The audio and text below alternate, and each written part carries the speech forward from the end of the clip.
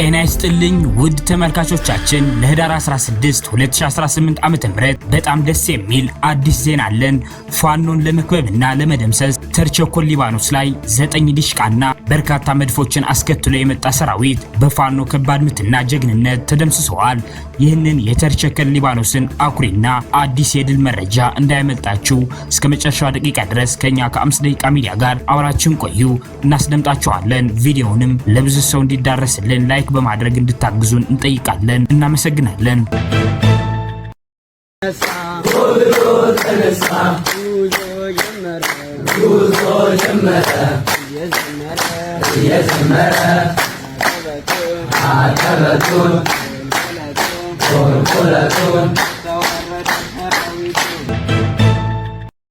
ሰበር ዜና። ጤና ይስጥልን ውድ የ5 ደቂቃ ሚዲያ ተከታታዮች፣ የዕለቱ አዳዲስ የፋኖ ትግሎችና አንኳር ነጥቦች በዚች በ5 ደቂቃ ጊዜ ውስጥ አጠር አድርገን ልናቀርብላችሁ መጥተናል። በቅድሚያ አርዕስተ ዜናዎች እናስደምጣችሁ። መብረቅ ክፍለ ጦር ለ6 ወራቶች ያሰለጠናቸውን ልዩ ኮማንዶ ፋኖዎች በደማቅ ሁኔታ አስመርቀዋል። ዝርዝር አለን፣ ታደምጡታላችሁ። የአማራ ፋኖ ህዝባዊ ድርጅት አፋሕድ በመተከል በአማራ ላይ የተፈጸመው የዘር ማጥፋት ጥቃት በጥብቅ እናወግዛለን ብለዋል። በተጨማሪ አፋሕድ በጉዳዩ ዙሪያ ያወጣው መግለጫ አለ፣ እናስደምጣችኋለን። ፋኖ ሊበን ከተማ ላይ አስደማሚ ኦፕሬሽን ሰርተዋል። ዝርዝር አለን፣ ታደምጡታላችሁ። ፋኖን ለመክበብና ለመደምሰስ ተርቸኮል ሊባኖስ ላይ 9 ዲሽቃና በርካታ መድፎችን አስከትሎ የመጣ ሰራዊት በፋኖ ከባድ ምት ጀግንነት ተደምስሰዋል። ይህንን መረጃ በሶስተኛው ዜናችን ነው እናስደምጣችሁ፣ አብራችሁን ቆዩ። የአማራ ህዝባዊ ትግሉን የምትደግፉ ውድ አድማጭ ተመልካቾቻችን ቪዲዮውን ላይክ፣ ቻናሉን ሰብስክራይብ እንዲሁም በኮሜንት ድል ለአማራ ጀግኖች እያላችሁ ለህዝብ ብለው ጫካ ለገቡ አርበኞች እንድታበረታቱ ዘንድ በአክብሮት እንጠይቃለን። እናመሰግናለን። በቀጥታ ወደ መረጃዎች አለፍኩኝ። እስከ መጨረሻው ድረስ ከኛ ጋር ቆዩ። መብረቅ ክፍለ ጦር ለ6 ወራቶች ያሰለጠናቸውን ልዩ ኮማንዶ ፋኖዎች በደማቅ ሁኔታ አስመርቀዋል። ንጉስ ሚካኤል አሊኮር መብረቅ ክፍለ ጦር ለ6 ወራቶች ያሰለጠናቸውን በርካታ ቁጥር ያላቸው ልዩ ኮማንዶ ፋኖዎች ትናንት በየደረጃው ያሉ ከፍተኛ አመራሮች በተገኙበት በደማቅ ሁኔታ አስመርቀዋል።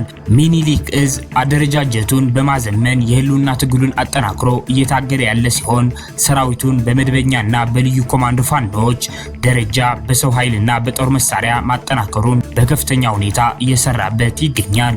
መብረቅ ክፍለ ጦር ባለፉት ጊዜያት ተደጋጋሚ ስልጠናዎችን በመስጠት ሰራዊት እያስመረቀ ራሱን በሰው ኃይል አጠናክሮ የመጣ ሲሆን ዛሬም በርካታ ልዩ ኮማንዶ ፋኖዎች በማስመረቅ የቀድመ ተግባሩን እያስቀጠለ ይገኛል። አሁን በሁለተኛው ዜናችን የሊበን ከተማን አስደማሚ ኦፕሬሽን እናስደምጣችኋለን። ከዚህ በመቀጠል በሶስተኛው ዜናችን የተርቸኮል ሊባኖስ አስደማሚ የድል ዜና የምናስደምጣችሁ ይሆናል። አብራችሁን ቆዩ።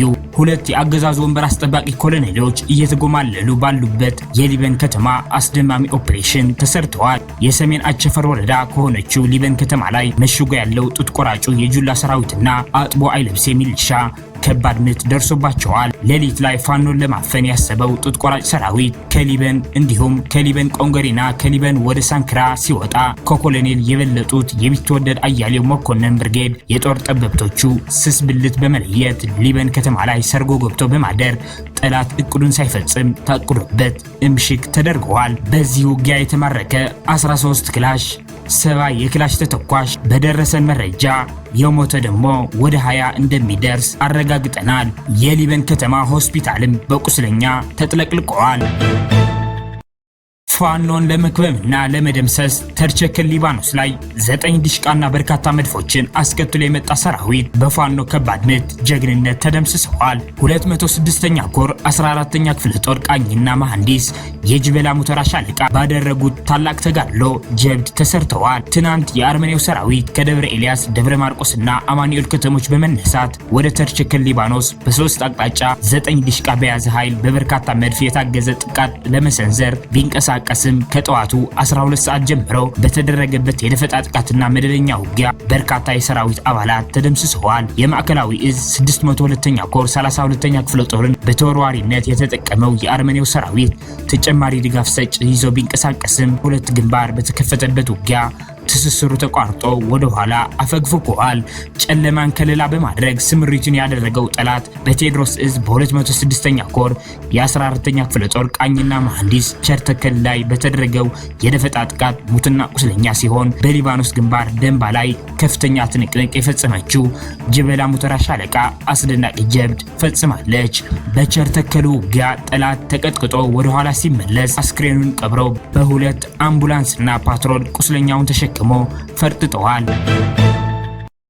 የአማራ ፋኖ ህዝባዊ ድርጅት አፋሕድ በመተከል በአማራ ላይ የተፈጸመው የዘር ማጥፋት ጥቃት በጥብቅ እናወግዛለን ብለዋል።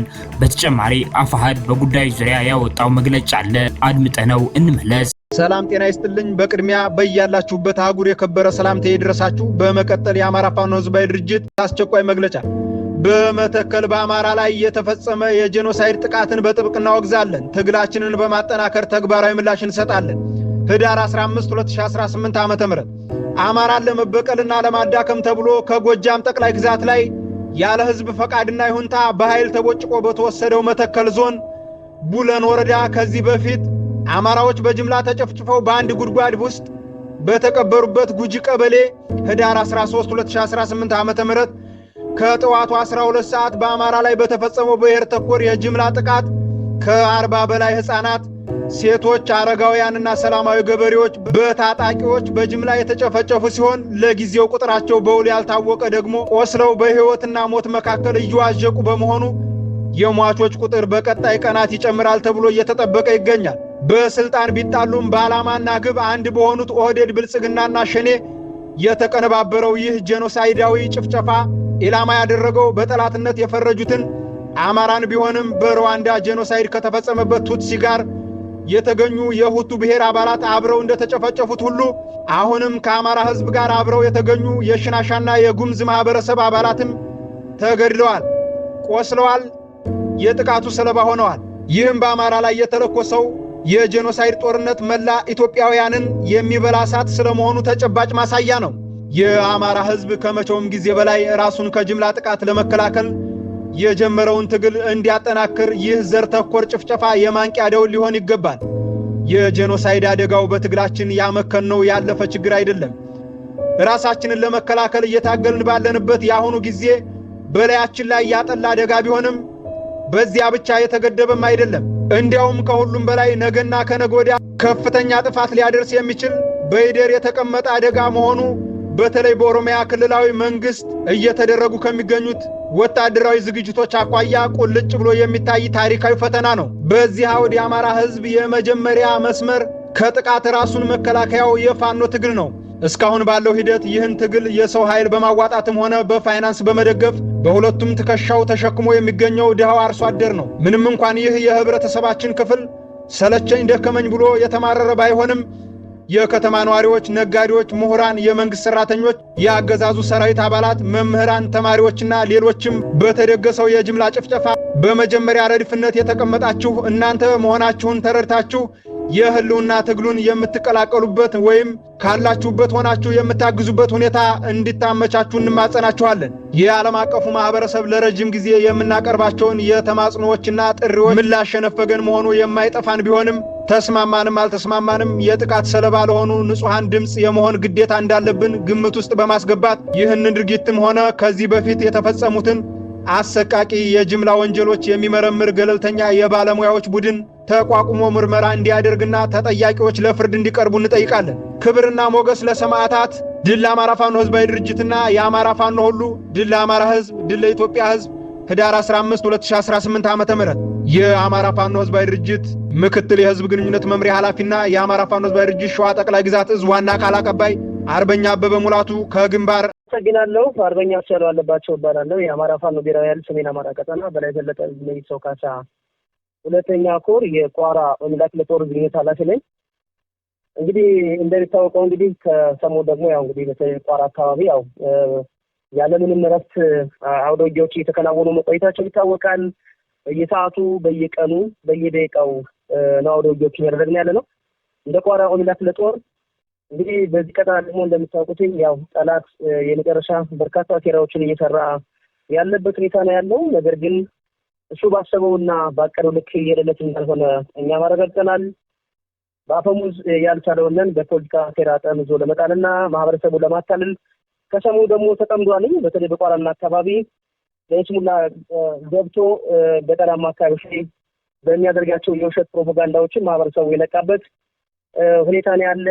በተለይ በቋራና አካባቢ ሻሊያ ላይ ያለምንም ከሳምንት በላይ ቤቱን ዘግቶ ማህበረሰቡ እንዳናያቸው የወጣበት ሁኔታ ነበረ። ወዲያውኑ ተንዘግዝጎ ያለ መሳሪያውን አስረክቦ ሙትና ቁስለኛው ነው መመለሱ ይታወቃል። በዚህ ሳምንት እንግዲህ በዛሬው ደግሞ እንግዲህ ማለት ነው እጅግ በጣም በሚገርም ሁኔታ ነው ማለት ነው ህዳር 13 ከረፋዱ 3 ሰዓት ገደማ አካባቢ ነው እንግዲህ የቋራ ኦሜላ ክፍለ ጦር አካል የሆነችው የነብሮ ብርጌድ በጣም በተከታታይ በርካታ ውጊያዎችን ያከናውናሉ ከዳግማዊ ቴዎድሮስ ብርጌድ ጋር በመሆን ዛሬ ግን ነብሮ ብርጌድ ፋሽስቱ የብልጽግና አገዛዝ ደቡብ ወሎ ዞን ወግዲ ወረዳ ላይ የድሮን ጥቃት ፈጽመዋል። ጸረ አማራው የአብይ አህመድ አገዛዝ ትናንት ህዳር 14 2018 ዓ.ም ደቡብ ወሎ ዞን ወግዲ ወረዳ አብይ ጎርባ የተባለች ታዳጊ ከተማ ላይ ባይራክታር ቲቪ2 በተባለ ቱርክ ሰራሽ የድሮን ጥቃት የፈጸመ ሲሆን ጥቃቱ የተፈጸመው በአንድ ግለሰብ መኖሪያ ቤት ላይ መሆኑን ታውቋል። የድሮን ጥቃቱ ከቀኑ 8 ሰዓት ከ10 አካባቢ የተፈጸመ ሲሆን ጥቃቱ የተፈጸመበት ግለሰብ ሁኔታውን ሲገልጽ ወትሮ እኔም ሆነ ባለቤቴ ቤታችንን አልለቅም ነበር። ዛሬ ማለዳ ግን አላህ በምክንያት ትረፍ ሲለኝ ባለቤቴ አባታቸው ስለታመሙ ጠይቃቸው ልምጣ ብላ ሄዳለች። እኔም ለአጨዳ የደረሰ ጤፍ ስላለኝ እሱን ለማየት ወደ እርሻዬ ሄድኩኝና በሁኔታው እየተገረመ በጥቃቱ ቤትና ንብረቱ ወድመዋል።